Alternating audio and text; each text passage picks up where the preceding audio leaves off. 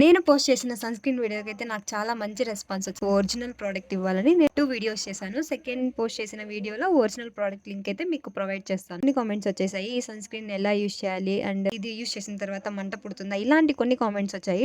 వాటికైతే ఆన్సర్స్ అయితే నేను ఈ వీడియోలో ఇవ్వబోతున్నాను. మనమైతే ఇట్లా 3 ఫింగర్స్ కి సరిపడా సన్ స్క్రీన్ అయితే తీసుకోవాలి. ఫేస్ కి ప్లస్ నెక్ కి సరిపడా ఈవెన్ గా అప్లై చేసుకోవాలి. అండ్ చూడొచ్చు మీరు బిఫోర్ ఆఫ్టర్ సన్ స్క్రీన్ కూడా ఇలాంటివి అయితే 2 ట్యూబ్స్ అయితే మా పాప యూజ్ చేయాలి. బట్ తన దగ్గరే నేను రివ్యూ చెప్పిద్దాం అనుకున్నా. బట్ సమ్ ఎమర్జెన్సీ వల్ల తనైతే ఊరికి వెళ్ళిపోవడంతో ఆ వీడియో అయితే నేను తర్వాత అయినా ఫ్రీగా ఉన్నప్పుడు తన దగ్గర నేనైతే మీకైతే రివ్యూ వీడియో అప్లై చేసుకోవాలి నేను చూపిస్తున్న విధంగా. ఈ తర్వాత మీరు ఏ ఫేస్ క్రీమ్ అయితే యూజ్ చేస్తారో అదైతే చేసుకోవచ్చు. ఫస్ట్ ఇదైతే డ్రై ఫేస్ మీద, అంటే నార్మల్ గా మనం ఫేస్ వాష్ చేసుకున్న తర్వాత అయితే నేను యూజ్ చేస్తున్నా. ఇలా బయటికి వెళ్ళినప్పుడు మీరు ఫేస్ వాష్ అలా అయిపోయిన తర్వాత నార్మల్ గా సన్ స్క్రీన్ యూజ్ చేసి, సన్ స్క్రీన్ పైన మీరు నార్మల్ గా ఏం క్రీమ్ యూజ్ చేస్తారో అది యూజ్ చేయొచ్చు. అది లైట్ గా మంట పుడుతుంది, చల్లగా ఉంటుంది.